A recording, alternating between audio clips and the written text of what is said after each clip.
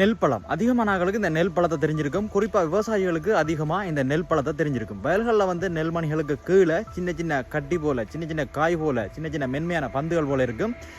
இதைத்தான் வந்து விவசாயிகள் நெல் பழம் அப்படின்னு சொல்லி அழைப்பாங்க. இப்போ உங்களுக்கு ஒரு சந்தேகம் வரும், உண்மையாகவே வந்து நெல்லுக்கு பழம் இருக்குதா?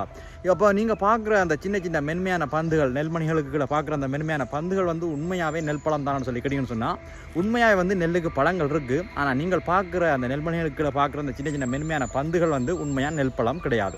அது என்னென்னு சொன்னால், அவை வந்து பூஞ்சை தாக்குதலால் உருவான ஒரு பூஞ்சை கட்டி அப்படின்னு சொல்லலாம். புஸ்டிலாஜினோய்டு வைரன்ஸ் அப்படின்ற ஒரு வகை பூஞ்சை அந்த நெல் மணிகள் உருவாக வேண்டிய இடத்துல அதன் சூலகத்தை தாக்கி அதில் வந்து நெல் மணிகளுக்கு கிடைக்க வேண்டிய சத்துக்களை உறிஞ்சி அந்த இடத்துல அந்த பூஞ்சைகள் வந்து ஒரு மென்மையான பந்து போல ஒரு காய் வடிவத்தில் வளரும்.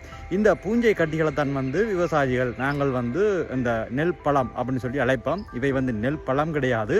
இவை வந்து ஒரு பூஞ்சை கட்டிகள். உழைச்சி பார்த்தீங்கன்னு சொன்னால் உள்ள சின்ன சின்ன கருப்பு துகள்களை பார்க்க முடியும். இவை கொஞ்சமாக இருந்தால் பிரச்சனை இல்லை. அதிகமாக வயல் முழுவதும் பரவிச்சுட்டா அதால் அந்த நெல்மணிகளுக்கு, அரிசிகளுக்கு வந்து பாதிப்புகள் வந்து ஏற்படும். இதுக்கு அடுத்த கட்டமாக ஒரு பழத்தை வந்து ரெண்டாக பிரிக்க முடியும். ஒன்று வந்து சதை பற்றுள்ள பழங்கள், ரெண்டாவது வந்து சதை பற்றில்லாத பழங்கள். சதை பற்றுள்ள பழங்கள் வந்து விலங்குகள் மற்றும் பறவைகள் மூலம் பரவக்கூடியவை. அப்போ இவை வந்து விலங்குகளையும் பறவைகளையும் கவர்றதுக்காக தங்களுடைய விதைகளை சுற்றி சதைப்பற்றுக்களை கொண்டிருக்கு. இந்த விலங்குகள், பறவைகள் இந்த சதைப்பற்றுக்களை உண்டு அந்த விதைகளை வந்து பரம்பரடைய செய்யுது. இதே நேரத்தில் சதைப்பற்றில்லாத விதைகள், அதாவது ட்ரை ஃப்ரூட்ஸ்ன்னு சொல்லுவோம். இவை வந்து எதுன்னு சொன்னால் நெல், கோதுமை போன்றவை. இவை தான் வந்து இந்த ட்ரை ஃப்ரூட்ஸ். இவை வந்து நீர் மற்றும் காற்று மூலம் பரவக்கூடியவை.